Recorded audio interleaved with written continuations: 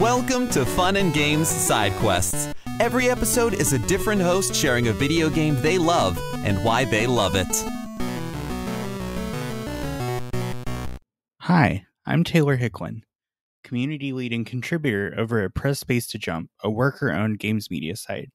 You can read our stuff at pressspacetoJump.com and now support us via our merch store at spacejump.vip.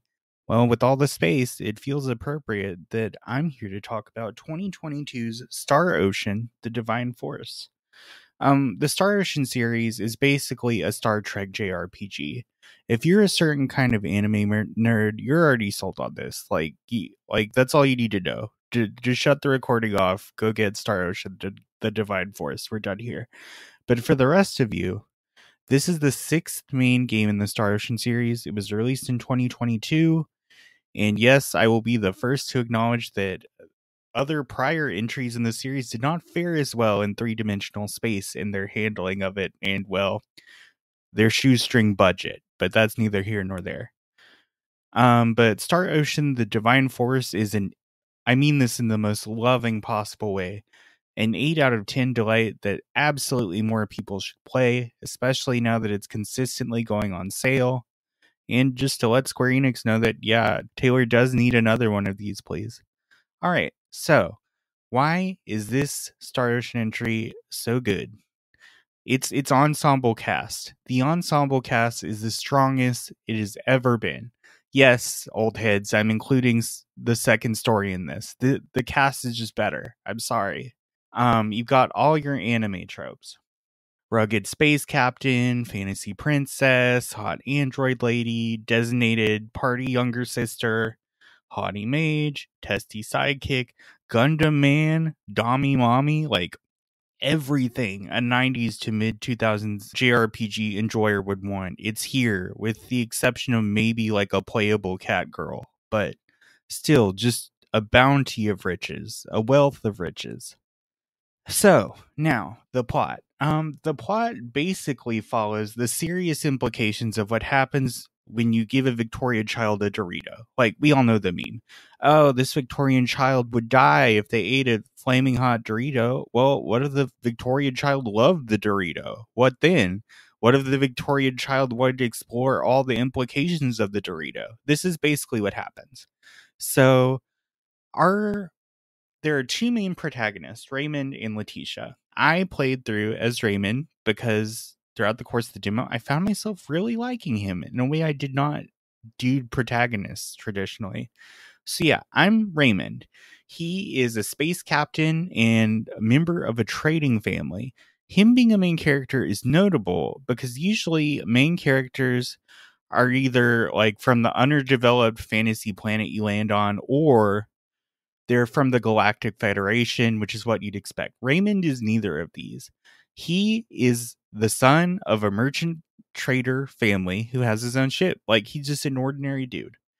And in the course of a job, his ship gets shot down by ostensibly the Federation. So he's separated from his crew. He's crash landed on this fantasy planet, and he meets Letitia, the crown princess. And what makes Raymond so good is how immediately no bullshit he is. With the Galactic Federation, there's this whole like, oh, what if we break protocol, contacting an underdeveloped civilization? There's this series of steps and rituals that we abide by. And Raymond's like, fuck that. I don't care. I just want to know that my crew and my friends are safe. So he lets Letitia, the space princess, and Albert, her reluctant secretary, who's delightful, in that there's a whole other world out there fairly early. And then they spend the rest of the game unraveling that and like why Raymond's ship was shot down, what about this job made it such a target, and I don't know. Despite the anime tropiness of it all, like, the game takes its extended runtime to like really shade in nuance into these people.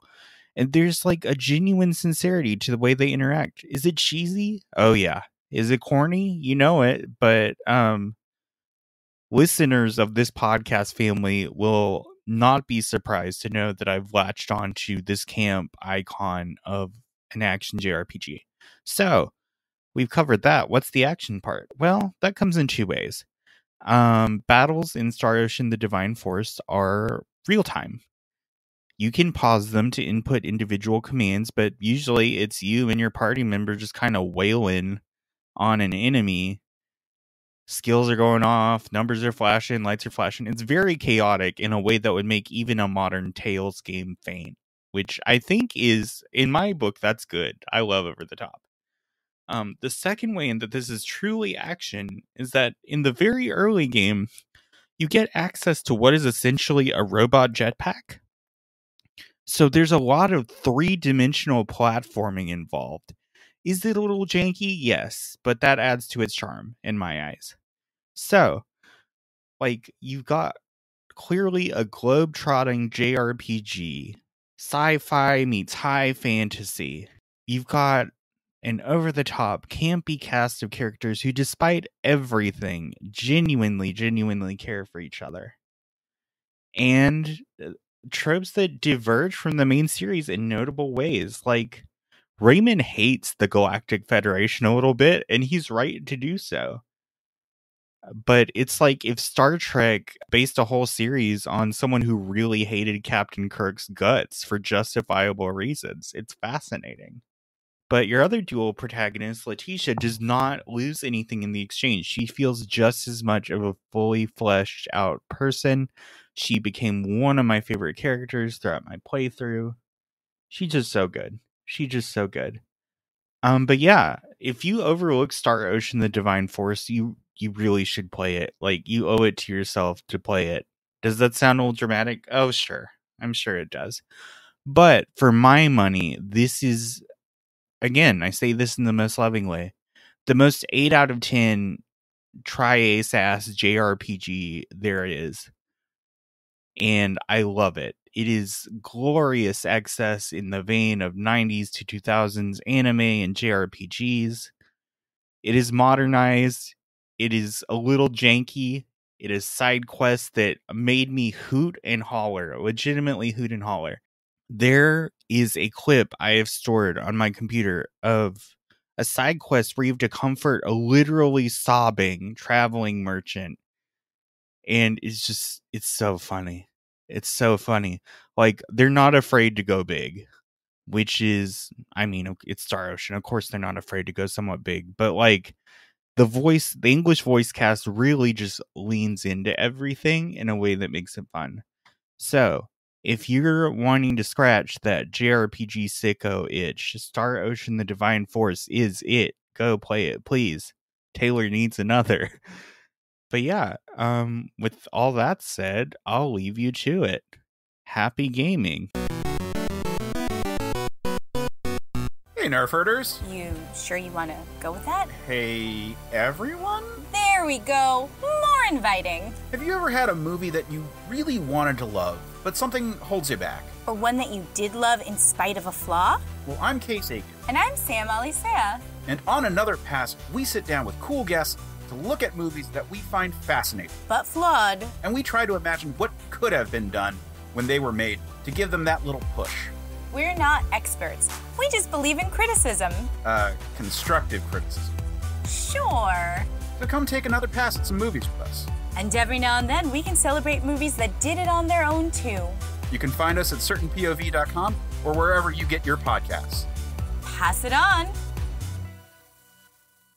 CPOV. certainpov.com.